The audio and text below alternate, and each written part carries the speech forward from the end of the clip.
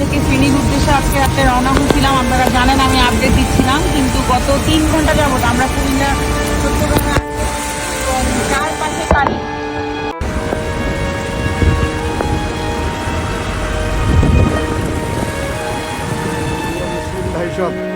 আমি মাওলানা ফরিদুদ্দিন আল মোবারক বলতেছি। আমার মাদ্রাসা মাদ্রাসার আপনারা সম্পূর্ণ পানির নিচ।